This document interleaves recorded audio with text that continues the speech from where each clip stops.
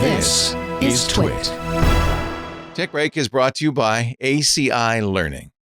Choose from ACI Learning's course catalog or let them custom design a course to address your specific needs. With training in internal audit, IT audit, cybersecurity, IT certification, and more, ACI Learning has everything to future-proof your team. Visit ACIlearning.com and learn how ACI can power up your IT team. I had geared myself up for, just sadness through at least June. and we even, there was no mention. Remember last week? Do you remember last week when we thought there wasn't even going to be a new Mac Mini this year? We knew there'd be those. Well, they'll do. I didn't. You didn't think? You never for a moment believed that? No, I thought it. The Mac Mini was obvious because it was the only member of the product line that was still in the, hey, here's the really, really first swing proof of concept Apple Silicon in there. It needed to receive new Apple Silicon. Literally 1 week ago, there were stories saying MacBook Pro refresh delayed again. Yeah, how about that? Gurman himself said, well, all we're going to really see is a 15-inch M2 MacBook Air. Well, that's not true. Gurman said that these products were coming, and in fact, he reported last November that they had been delayed from a November release. Remember, Apple said we're done for the year, and so then it was like, okay, I guess those aren't coming.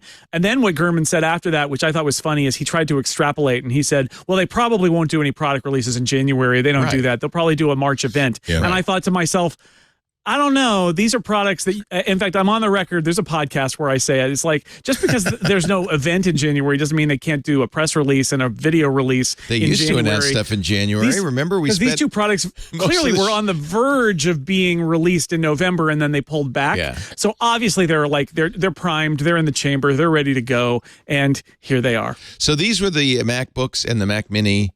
By the way, I know we're completely bearing the lead. New Mac Mini, new MacBook Pro 14-inch, new MacBook Pro 16-inch. Did I miss anything? Yeah, those are the three new things. That's it. And those are clearly delayed by the COVID-0 policy that had shut down those factories. They make these at Quanta. Where do they make these? Do we know? I don't know. They did have a bunch of escalating delays over time, right? That led to the M2 Air being delayed. And it feels like everything just kind of got pushed back. It's also possible, though, that they just decided while they were working on their November product releases, they're like, why are we pushing this out? Let's wait till January. We'll have more of them in stock. We have other products to plug. These aren't really stocking stuffers, right? Get your friend a 16-inch MacBook Pro under the tree. We could probably survive holding them until January, but they clearly that was the issue, is they thought this was going to be an end 22 thing, and it ended up being. They'd like to too, for the buyers to be able to buy them for Christmas and the holidays, right? January's not. I can't imagine January is because you've got budgets you've got to spend. January's kind of the worst time to release something, I would think. Do we know what the return policy is? Because I know there's a bunch of people in office hours that had just bought Mac Minis, of course, at the end of the year. Like, well, they're not going to make any for a while. I might as well. You get a grace period. I don't know how long it is, though. Yeah, I think it's like 30 days. And so if you have one out there, you might want to check with your Apple store. Take it back. Take it back, get the new one. Because the other thing is the price dropped. So not only did they do, they dropped from $699 to $599 for the base unit, which is a very powerful computer. Yeah. So it's very, very powerful. Is that M2 or M1 based? That's the M2. It's M2. M2, 8 gig. You now can, if you work hard at it, can spend $4,500 on a Mac Mini. I did look this morning. I was like, if I just max everything out, that's why the Mac Mini is one of the most important Macs in the entire lineup, everything included, because it is the, I don't have a lot of money, but I want a Mac. It's the $500.99 solution.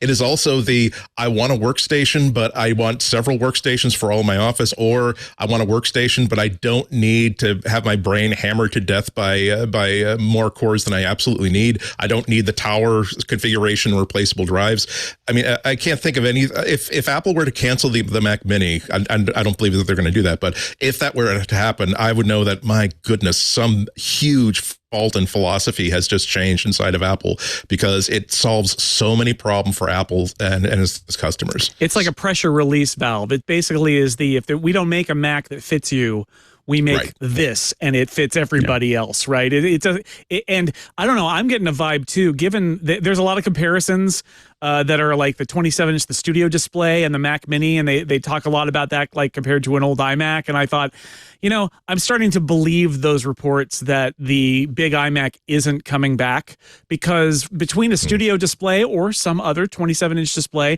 and this new Mac Mini, It's a lot do of you computer. need? I mean, does that not fill the need, or the Mac Studio fill the need that maybe that bigger iMac fulfilled? I don't know. And I'm also curious how many monitors the Pro supports. So the Pro has more Thunderbolts. I believe it's now 4 Thunderbolts. They did on the not. Pro. Oh, the Pro Mac Mini. Let's get this clear. Pro Mac It's Mini. the So same- there's an yeah. M2, 8-core and 10-core, 8 gigs of RAM. And then there's the M2 Pro, 10-core CPU, 16-core GPU, and starting point is 16 gigs. So you're saying, and 4, not 1, not 4. 2, but 3, not 4, but 3, not 3, but 4 Thunderbolt 4 ports. A lot of us pay attention to that because we like with my Mac Studio, it's full. Like all the ports are. You also I'm get now an have to break HDMI stuff port, out. gigabit Ethernet, and a headphone jack, and 2 USB-A ports.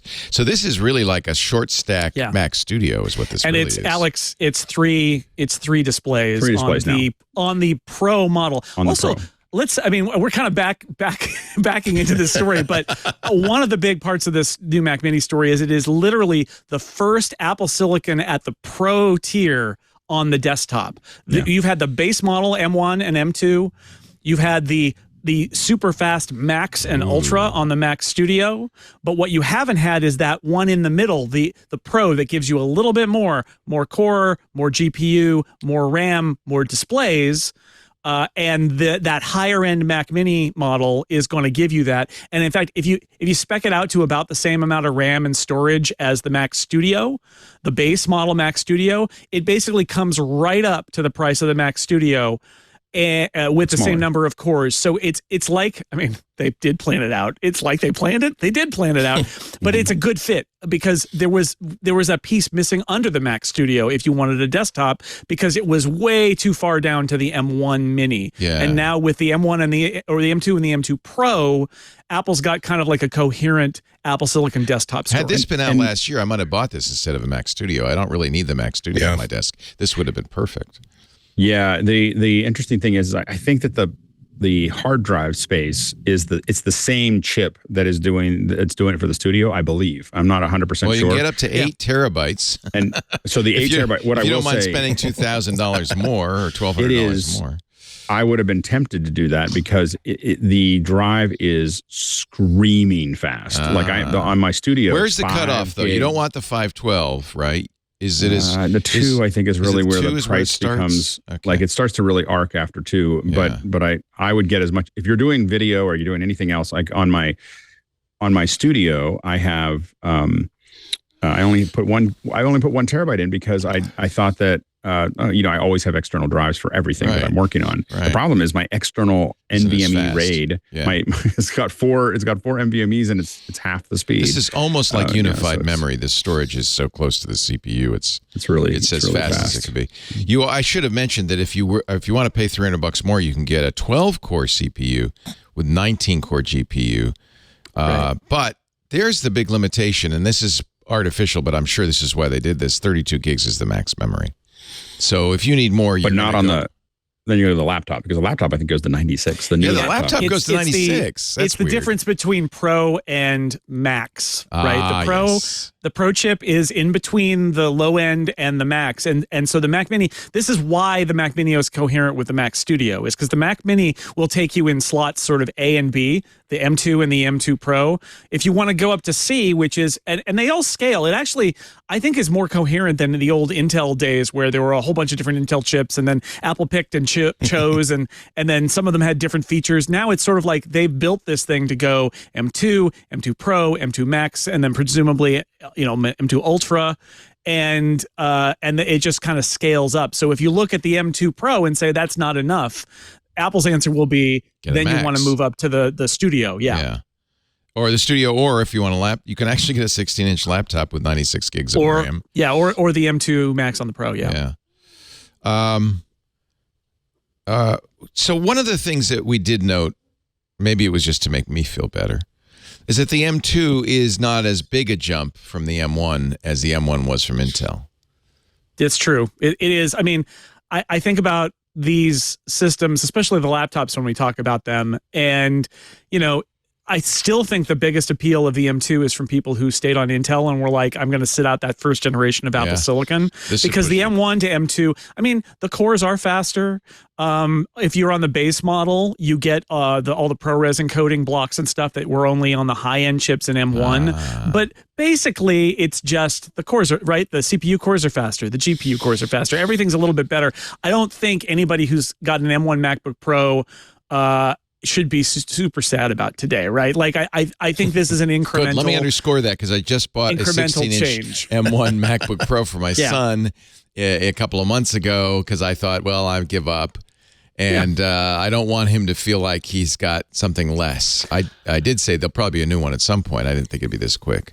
I would have waited had I known. And that's what you were saying, Andy. That's why these embargoes grind a little bit because people are making buying decisions. That's the value of Mark Gurman's reports, right? Is that he is giving people a little bit of a heads up. And to be fair to Apple, they do have a very liberal return policy for the first few weeks of a new product, right? Right. And of course, you can't expect them to say, "Hey, by all means, please don't boost our third quarter revenues." Yeah, but it's just it's the only time it kind of gets up my nose is when you see that as like the official Apple line. Oh, we want to preserve the surprise and the delight, saying, okay, look, if that's the reason, I can deal with less surprise in my life in 2023. They want to preserve the revenue from the previous product. Keep selling. There's a famous anecdote in technology, the Osborne effect, where Adam Osborne, who's long gone, had a portable computer, the Osborne 1, that was very, very popular, very big seller. Mistakenly, he said there's going to be a new Osborne 2 months before it was available, killed the Osborne 1 and eventually the company. So that's you don't want to Osborne yourself is what people will say. Yeah, and I think it's generally prudent to, if you're shipping, not to say anything until you're going to ship a week later. Well, you could tell though, by the way, all of these things are available if you get the base model in a week, next Tuesday. And even if you don't, even if I spec the hell out of this thing, it's still available the 31st. So my guess is the elves over Christmas were just cranking these things out as fast as they I think so. They have a lot in stock, right? This is not going to be the one where they go, oh, we could have sold more if we'd only had more. They have made a lot of them. That's why it was such a surprise to everybody. But the new case design was Nordic wood with dowels. So. Those elves love Nordic wood. So candy cane logo. That's another question. Beautiful carving. Is this a redesign from the M1s, 14s, and 16s, or the M1 Mini? No. I'm curious about the Mini because the Mini M1 Mini had like empty space in it, and the footprint of it is actually slightly different. So I wonder somebody's going to have to open one up and see what's in there. The MacBook Pro, I would imagine, is almost identical to the old model, right? Because they just did their refresh there, and this really is more of what we always call a speed bump, where they just kind of refresh to the latest tech and let it keep going. And at least on the laptops, they haven't added any ports or anything like that. They're the same. No. But you're right, that Mac Mini, the high-end Mac Mini config, which is replacing the old Intel Mac Mini that was still in the product line, the space gray one, it's gone, and now we're just back to a high-end M2 Mac Mini that's got all the extra Thunderbolt ports and will drive more displays and all of those things. In Apple's words, it has more muscle and more hustle.